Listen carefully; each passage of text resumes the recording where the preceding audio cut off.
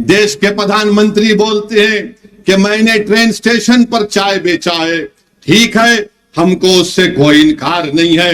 देश के प्रधानमंत्री कहते हैं कि मैं झोला लेकर निकल जाऊंगा, चले जाइए, कोई फर्क नहीं पड़ेगा।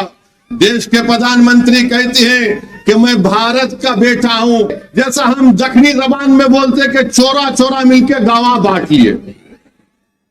मैं इनको चोर नहीं बोल रहा हूं, कहावत बोल रहा हूं, कहावत है, चोर हम ही है। ये क्या है भाई, ये तो बड़े आदमी है। मेरे जेब में 5 करोड़ आएंगे, तेरे जेब में 50 रुपए नहीं आना चाहिए। बताओ मोदी जी, ये सबका साथ, सबका विकास, सबका विश्वास है।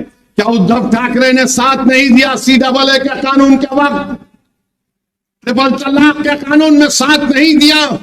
आज आकर बड़ा अपने आप को सेकुलर दिखाते हैं। बॉन्ड की जरूरत नहीं है। मीडिया के लोगों ने पूछा इलेक्ट्रल बॉन्ड तुमको नहीं मिला, तो मैंने उनसे पूछा भाई साहब बॉन्ड का मतलब आपको मालूम? तो अंग्रेजी में बॉन्ड का मतलब यह है कि मिलना, मिलाना। मिला हमारा जो औरंगाबाद की गरीब जनता से बॉन्ड है, वो पैसे की ताकत उसको तोड़ नहीं सकेगी।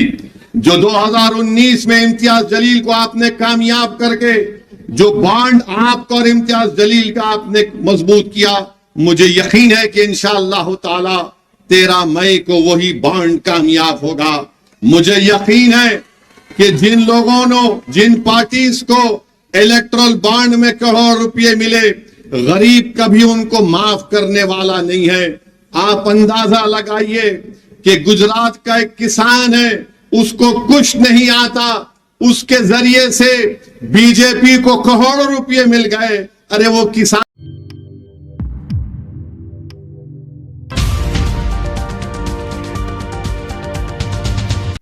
ट्रिपल तलाक के कानून में साथ नहीं दिया, आज आकर बड़ा अपने आप को सेकुलर दिखाते हैं। बॉन्ड की जरूरत नहीं है। मीडिया के लोगों ने पूछा इलेक्ट्रल बॉन्ड तुमको नहीं मिला, तो मैंने उनसे पूछा भाई साहब बॉन्ड का मतलब आपको मालूम? तो अंग्रेजी में बॉन्ड का मतलब यह है कि मिलना, मिलाना। मिला हमारा जो औरंगाबाद की गरीब जनता से बॉन्ड है, वो पैसे की ताकत उसको तोड़ नहीं सकेगी।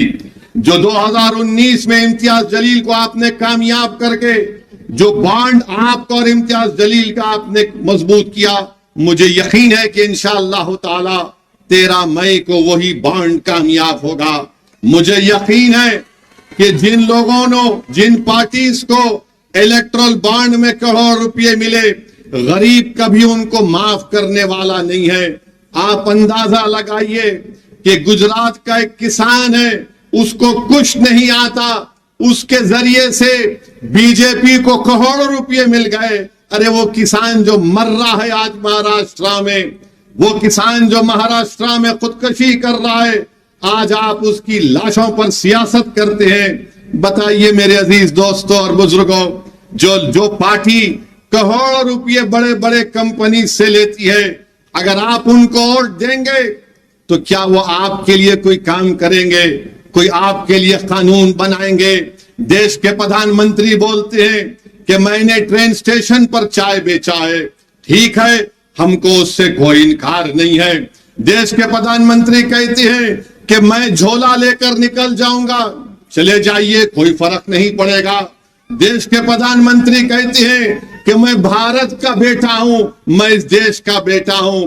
भारत के प्रधानमंत्री कहते हैं कि मेरी कोई औलाद नहीं है, मेरी कोई घर में नहीं है, ठीक है, ये आपका जाती फैसला है, हमारे घर में है। मगर ये बताइए कि जब आप ये सब बातें करते हैं, क्या आपको यह नहीं, आप नहीं सोचे कि कैसे आपने 6000 करोड़ रुपये बड़े बड़े सेठों से लिया, जब किसान मर रहा था, जब नौजवानों का मुकद्दर बेरोजगारी बन चुका है, महंगाई गरीब की कमर तोड़ रही है, नौजवान पढ़ा लिखा है, नौकरी उसके पास नहीं है, मगर बड़ी बड़ी बातें करने वाले नरेंद्र मोदी देश के इन बड़े बड़े सेठों से 6000 करोड़ रुपए लेते हैं और बोलते हैं क्या करें, हमने सबको दिया। तो मैं कहने पर मजबूर हूं देश के प्रधानमंत्री कि इस हम्माम में सब नंगे हैं, सब नंगे इस हम्माम में। 6000 करोड़ बीजेपी को कोई 1300-1400 करोड़, कांग्रेस को, राष्ट्रवादी कांग्रेस कोई पीछे नहीं है। ये दूसरी शिवसेना वो भी पीछे नहीं है। सब बोल रहे जैसा हम दक्षिणी जबान में बोलते कि चोरा चोरा मिलके गावा बांट लिए। मैं इनको चोर नहीं बोल रहा हूं, कहावत बोल रहा हूं। कहावत है, चोर हम ही है। ये क्या है भाई? ये तो बड़े आदमी है। आप अंदाजा लगाइए, एक किसान से जिस जिंदगी में करोड़ रुपए नहीं कमाता, गुजरात में उसके जरिए से इलेक्ट्रल बॉन्ड में 50 करोड़ रुपए दे दिए।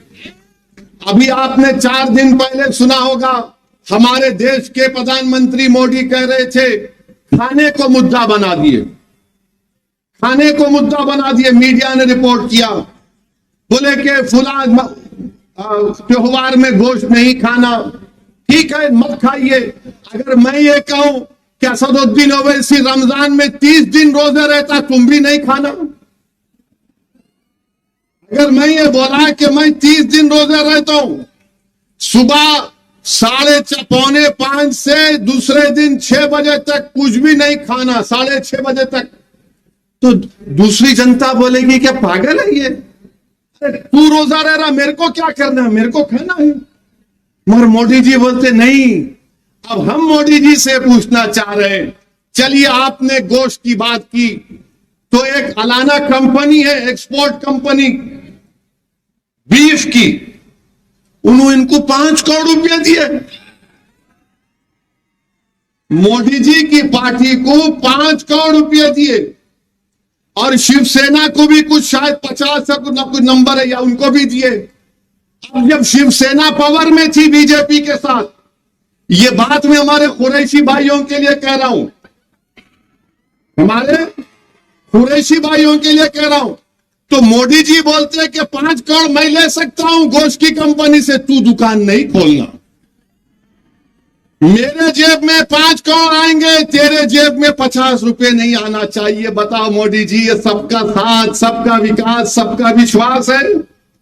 ये सियासत चल रही है महाराष्ट्र में, पूरे देश में गरीबों को लूटा जा रहा है। गरीबी का नाम लेकर, गरीबों को ख्वाब दिखाकर दौलतमंदों को करोड़ों रुपए दिए जा रहे हैं।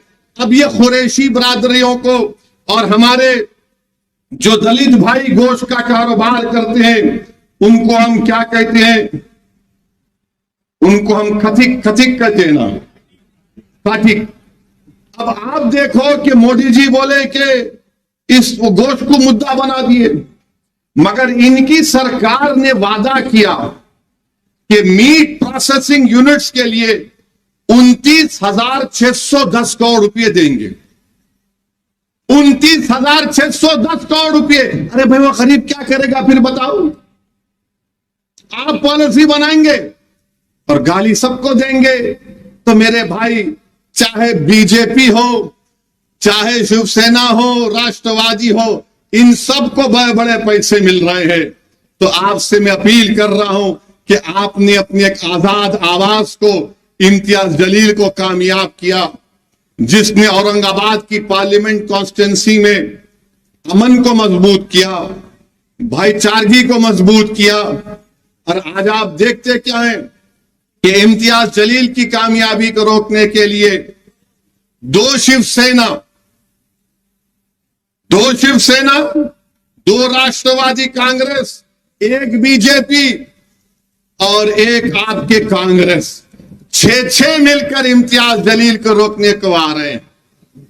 मैं औरंगाबाद और वैजापुर की जनता से अपील कर रहा हूं कि 6 की जगह 600 भी आ जाए। मुझे यकीन है कि आपके सियासी शऊर पर, मुझे पूरा भरोसा है कि 5 साल का इम्तियाज जलील का रिकॉर्ड आपके सामने है। पार्लियामेंट में इम्तियाज जलील ने खड़े होकर सिर्फ एक समुदाय या मुसलमानों के लिए बात नहीं की।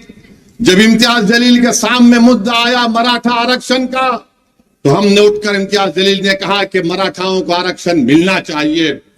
बल्कि मुझे इम्तियाज जलील की तकरीर यूट्यूब पर है, आप जाकर देखिए। इम्तियाज जलील ने कहा था कि मराठाओं को धोखा दिया जाएगा और कोर्ट से इसको रद्द करवाया जाएगा। वो वैसे ही हुआ। फिर हमने कहा कि मराठाओं को मिलना चाहिए। फिर जब मुसलमानों के आरक्षण का मसला आया तो हमने कहा कि महमूद रहमान कमेटी की रिपोर्ट है, उस रिपोर्ट की बुनियाद पर जो बम्बई हाई कोर्ट ने अपील किया मिलना चाहिए। जब धनगर समाज के रिजर्वेशन का मसला आया, इम्तियाज जलील खड़ा हो गया और कहा क्यों नहीं मिलता धनगर समाज को रिजर्वेशन, मिलना चाहिए। अरे आपके हर मसाइल पर महाराष्ट्र में आपके 48 MP जीत कर जाते हैं। कितने? 48। उन 48 में सबसे ज्यादा बोलने वाला महाराष्ट्र के गरीबों के लिए, महाराष्ट्र के दलितों के लिए, महाराष्ट्र के धनगर समाज के लिए, महाराष्ट्र के मराठाओं के रिजर्वेशन के लिए, महाराष्ट्र के गरीबों के लिए, महाराष्ट्र के औरंगाबाद की आवाम के लिए, तो उसका नाम इम्तियाज जलील था। दूसरे भी जीत कर गए मगर मुंह नहीं खोलते थे, मुंह नहीं खोलते थे। क्या बात करते थे?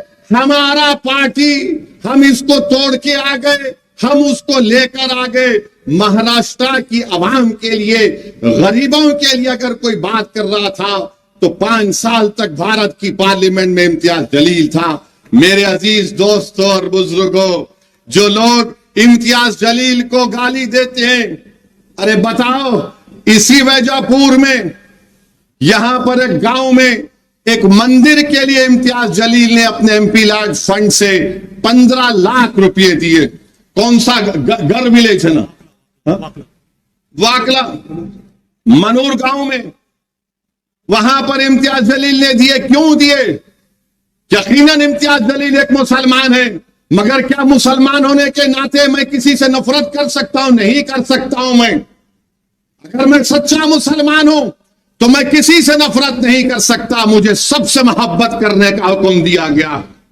यह काम इम्तियाज जलील ने किया। हाँ, मगर जो हमसे नफरत के मजाहरे करते हैं, हम उनको जवाब देना भी जानते हैं।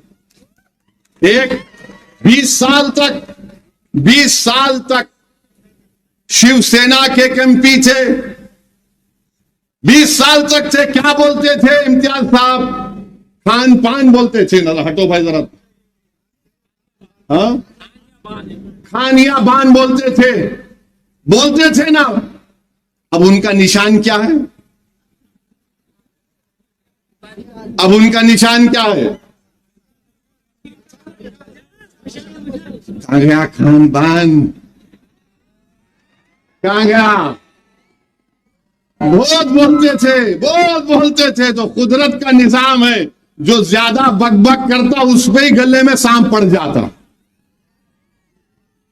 अब वो उन्होंने बोल रहे मेरा आखिरी इलेक्शन है 2024 का। अरे तुम्हारा आखिरी इलेक्शन 19 में हो गया, अब और आखिरी नहीं है।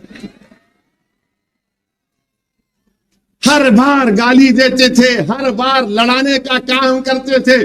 मगर एक बात तो है, इम्तियाज जलील को एक और कामयाबी मिली। जो कल तक खान बान थू बोलते थे, जो कल तक बोलते थे कि आपसे वोटिंग का राइट छीन लिया जाए, अब क्या बोल रहे?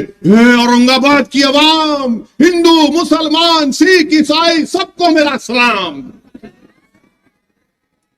कभी 20 साल में बोले ऐसा? क्यों बोले? आप इम्तियाज जलील को कामयाब करे तो बोलना पड़ रहा।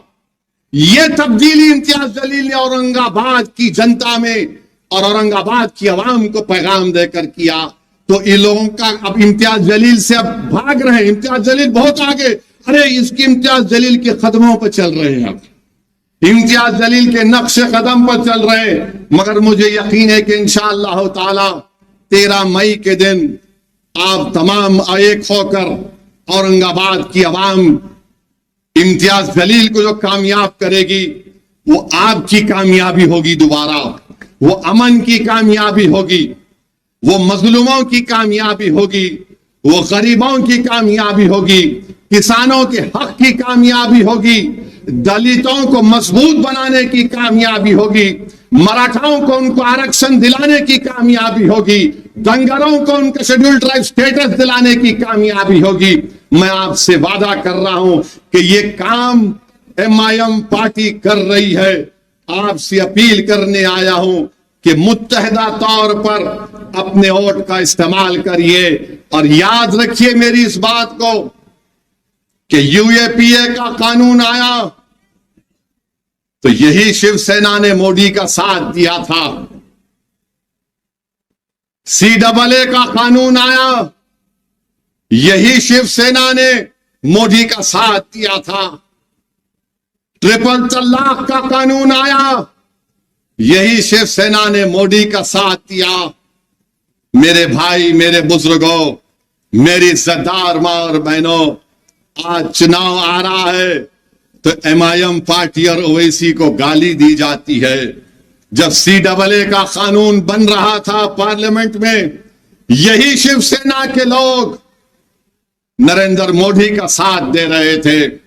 CAA का कानून बीजेपी अपने मैनिफेस्टो में कहती है, अगर CAA का कानून NPR NRC के साथ होगा तो याद रखिए सबसे ज्यादा तकलीफ पूरे देश में, पूरे महाराष्ट्र में, पूरे औरंगाबाद में होगी तो अल्पसंख्यक समाज, मुस्लिम माइनॉरिटी को होगी, दलितों को होगी, उन गरीबों को होगी जिनके पास वो कागजात नहीं होंगे दिखाने के लिए। बताइए आप, क्या शिवसेना ने, क्या उद्धव ठाकरे ने साथ नहीं दिया CAA के कानून के वक्त? ट्रिपल तलाक के कानून में साथ नहीं दिया। आज आकर बड़ा अपने आप को सेकुलर दिखाते हैं, बड़ा हमदर्द दिखाते हैं। बताइए आप, भारत की पार्लियामेंट में मोदी के 302 MPs के सामने दो लोग खड़े हो गए और कहा कि नरेंद्र मोदी, ये CAA का कानून काला कानून है, हम इस काले कानून को नहीं मानते। जिस तरह महात्मा गांधी ने व्हाइट साउथ अफ्रीका में एक कानून को कहकर फाड़ दिया कि मैं इस कानून को नहीं मानता, पूरी भारत की पार्लियामेंट में दो लोग खड़े हो गए और मोदी की आंखों में आंखें डालकर कहा, सुनो मोदी, अमित शाह, सुनो उद्धव ठाकरे, यह कानून काला, हम उसको फाड़ते, और उस कानून को फाड़ कर दिखाया कि हम ऐसे काले कानून को नहीं मानते। अब बताइए, आपने साथ दिया, आज आकर बड़ा हमको हमदर्द बता रहे। मैं सबको कह रहा हूं कि आपको इन बातों पर गौर और फिक्र करके अपने वोट का इस्तेमाल करना है।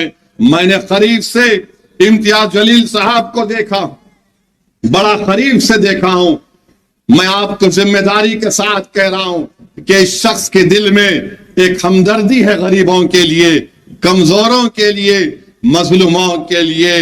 ये शख्स ये नहीं देखता कि कौन किस समुदाय का है, उसका मकसद एक ही है कि औरंगाबाद की आवाम ने मुझे कामयाब किया। मैंने कई मर्तबा ऐसे लोगों के इम्तियाज जलील से पार्लियामेंट में और उनके घर पर मुलाकात करते हुए देखा जो औरंगाबाद में इम्तियाज जलील के खिलाफ काम किए। मैंने एक बार पूछा इम्तियाज जलील से कि ये भी महाशय आ गए आपके पास? तो बोले हाँ असद भाई आ गए, मेरे खिलाफ काम किए, मगर जो मेरे घर पे आ गया वो मेरे औरंगाबाद पार्लियामेंट की कॉन्स्टिट्यूंसी से आया है, वो मेरा भाई है, मैं इसका काम करके दूंगा। दो मर्तबा इम्तियाज जलील उस आदमी के काम के लिए दौड़ धूप कर रहे थे। तो ऐसे MP की आपको जरूरत है। याद रखिए 20 साल आप बंदी थे, अब आप आजाद हैं, अब आप आजाद हैं। 48 MP में एक मीम जीतता है तो सबके पेट में दर्द हो जाता है। ये कौन है, ये कैसे जीत कर आया है? लोग ये समझ रहे थे कि इम्तियाज जलील जीत कर आएगा तो असदुद्दीन ओवैसी सिर्फ भाषण देगा और इम्तियाज जलील दूसरों की तरह खामोश बैठे रहेगा। मैंने इम्तियाज साहब से पहले ही कहा था, पहले दिन से मैंने कहा इम्तियाज साहब शुरू कर दो बैटिंग, आपको रुकना नहीं है। इस देश की जनता को मालूम होना चाहिए कि हम आवाम के नुमाइंदे हैं, हम आवाम के वोटों से जीत कर आते हैं, हमारा काम उनकी आवाज को उठाना। आप उठाकर देख लीजिए, भारत की लोकसभा में पूरा रिकॉर्ड है इम्तियाज जलील का। और ये जो 20 साल में ये जो खान बान जा क्या बोलते थे, कितने बार उन्होंने बात की, जब कभी भी बोलते थे वक्फ को खत्म कर दो, वो वैसा कर दो। इनके अखबार में लिखा जाता था कि असदुद्दीन ओवैसी का वोटिंग राइट छीन लिया जाए। आज बड़ी हमदर्दी की बातें कर रहे। क्या यही उद्धव ठाकरे ने महाराष्ट्र की विधानसभा में खड़े होकर क्या कहा था बाबरी मस्जिद के बारे में? ये आपके सामने है। तो फिर से आपसे कह रहा हूं, दो शिवसेना, दो राष्ट्रवादी, एक बीजेपी और एक कांग्रेस ये नहीं चाहते कि आपकी आजाद आवाज औरंगाबाद से दोबारा कामयाब हो जाए। ये नहीं चाहते कि यह आवाज कामयाब होकर जालिमों से पंजा आजमाई करे। ये सब के सब इलेक्ट्रल बॉन्ड के गुलाम है। हम आपके खाजिम हैं, हम औरंगाबाद की आवाम की जनता के नौकर हैं। आपसे मैं अपील कर रहा हूं कि 13 तारीख के दिन सुबह के अवलीन वक्तों में आप अपने घर से निकलकर अपने के कोर्ट का इस्तेमाल करिए। मैं हमारे तमाम दलित भाइयों से भी अपील कर रहा हूं कि इम्तियाज जलील साहब का साथ दीजिए। आप पूरे एतमाद के साथ 13 मई के दिन निकलकर इम्तियाज जलील साहब का साथ दीजिए। और हमने अमरावती में यह फैसला लिया कि जनाब आनंद अंबेडकर साहब की हम तायीद कर रहे हैं। मैं अमरावती के तमाम जिम्मेदारों से, वहां के बुजुर्गों से अपील कर रहा हूं कि आनंद अंबेडकर साहब की आप सपोर्ट करें, उनको वोट दें, ताकि वो वहां पर बीजेपी के एमपी को शिकस्त देकर आनंद अंबेडकर साहब को भी वो मेंबर ऑफ पार्लियामेंट बनाकर अमरावती से भिजाएं। ये एमआईएम पार्टी ने फैसला लिया है। तो मेरे अजीज दोस्तों और बुजुर्गों, मेरी आप तमाम से अपील है कि एमआईएम पार्टी आपकी आवाज है। आज आप देख रहे हैं कि कोई आइडियोलॉजी नहीं, सब कभी इधर थे तो कभी उधर जा रहे, कभी इधर जा रहे तो इधर जा रहे। ऐसा दिख रहा है कि सुबह में घर से सफेद शर्ट पैंट पहनकर निकलते हैं, दोपहर में खाकी शर्ट पैंट पहन लेते हैं और शाम होने तक लाल रंग का कपड़ा पहन लेते हैं। ये आइडियोलॉजी अब कोई बाकी नहीं रही। इसलिए बहुत जरूरी है कि आप तमाम वैजापुर की जनता 13 मई के दिन अपने के कोर्ट का इस्तेमाल करिए और दोबारा अपनी एक आजाद आवाज को, इम्तियाज जलील को पतंग के निशान पर बटन दबाकर कामयाब करिए। आप तमाम का बेहद शुक्रिया, क्योंकि अब नमाज का वक्त भी होने वाला है और आप लोग यहां पर आए, आपका बहुत बहुत शुक्रिया। 13 मई को पतंग के निशान पर बटन दबाइए और जाकर अपनी पतंग को वैजापुर के आसमानों पर फैलाइए और बता दीजिए कि आप मुत्तहिद हैं। फिलहाल इन तस्वीरों में इतना ही दोस्तों, आगे फिर मुलाकात होगी आपसे किसी ऐसी खबर के साथ। तब तक के लिए जय हिंद, धन्यवाद।